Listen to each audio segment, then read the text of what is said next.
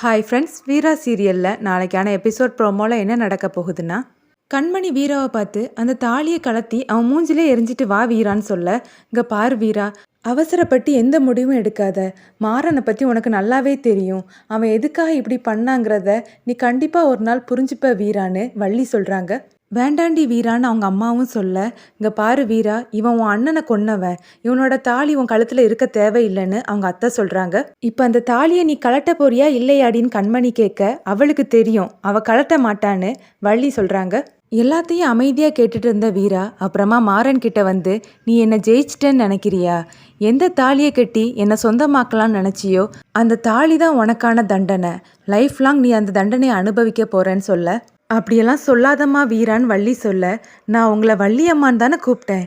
எங்கள் அம்மாவுக்கு அடுத்த இடத்துல உங்களை வச்சு பார்த்தேன். எனக்கே நம்பிக்கை துரோகம் பண்ணிட்டீங்களன்னு வீரா கேட்க, வள்ளி எதுவும் சொல்ல முடியாமல் நிற்கிறாங்க. நான் ஆரம்பத்துலேருந்தே இதை தான் வீரா உங்ககிட்ட சொல்லிட்டு இருந்தேன். நீ தான் இவங்கள முழுசாக நம்பின உனக்கே எவ்வளோ பெரிய துரோகத்தை பண்ணியிருக்காங்க பாரு.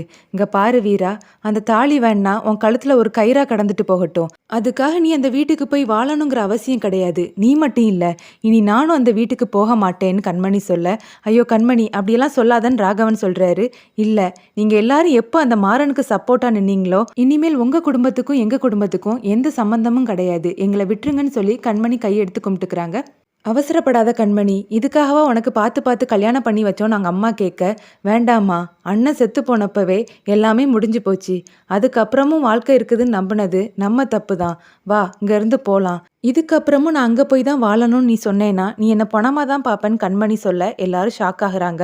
அப்பா நீங்களாவது சொல்லுங்கப்பா அவகிட்டேன்னு ராகவன் சொல்ல, என்னப்பா சொல்கிறதுக்கு, இவனை எதுக்காக நம்ம குடும்பத்தை விட்டு ஒதுக்கி வச்சுருந்தேன்னு இப்போவாவது உங்களுக்கு புரியுதா? பாரு, மொத்த குடும்பத்துக்கும் கொல்லி வச்சுட்டு நிற்கிறான். இங்கே பாருமா கண்மணி, இவன் செஞ்ச தப்புக்காக எங்கள் எல்லாரையும் தண்டிச்சிடாதன்னு ராமச்சந்திரன் கேட்க, என்ன மாமா சொன்னீங்க? இவன் செஞ்சது தப்பா? நீங்களே பார்த்தீங்கள்ல, மொத்த குடும்பமும் அவனுக்காக சப்போர்ட் பண்ணி பேசுகிறத, எல்லாருமே இவனுக்கு உடந்தையாக இருந்திருக்காங்க. அப்படிப்பட்ட குடும்பத்தில் என்னால் இனி வந்து வாழ முடியாது. நாங்கள் இங்கேருந்து கிளம்புறோன்னு சொல்லிட்டு கண்மணி எல்லாருடைய கையையும் பிடிச்சி இழுத்துட்டு போகிறாங்க. வீரா போகும்போது மாறனை பார்த்துட்டே போக இந்த எபிசோட் முடியுது.